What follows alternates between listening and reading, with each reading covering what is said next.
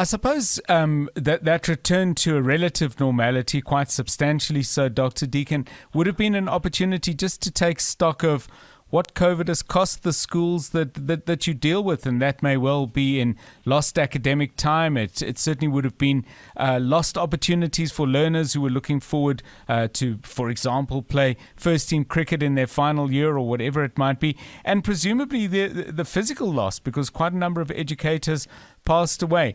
If you were to take stock of that and the challenges of those 2 years, bearing in mind that COVID isn't finished with us, how would you sum that all up? I mean, do you find that there is a fairly sober mood in a lot of the schools, the optimism notwithstanding?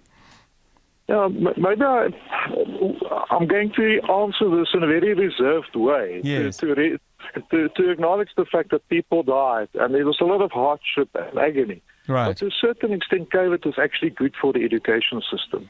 It helped schools to refocus, and Yes. the national department and governing bodies, on what's really important. The trophies in the cupboard isn't the most important thing.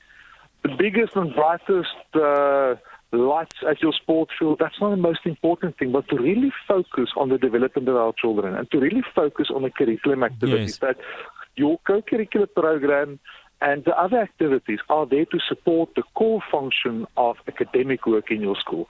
So, and I mean, it took us 20 years to get water Yes. to a number of schools, and 3,500 schools struggled to get water for 20 years. But suddenly, within a span of 6 weeks, the department could fix water Right. and provide schools with water. For years, we've heard from the department, it's difficult to trim the curriculum and we need to add more subjects. And within a time period of 3 months, they could trim the curriculum. Right. When there's a political will, and we've seen that during COVID, when there's really a will and when there's public pressure, we can see positive change. So I really hope that going forward, we take the good lessons. We can have a Yes. hybrid learning system. We can use technology. We can be creative. There's no need to follow all the tick boxes and think that learning took place. If I've ticked all the boxes and we've completed all the work charts, doesn't mean that we've learned a single thing in a class. News, Experts. analysis, Where things stand.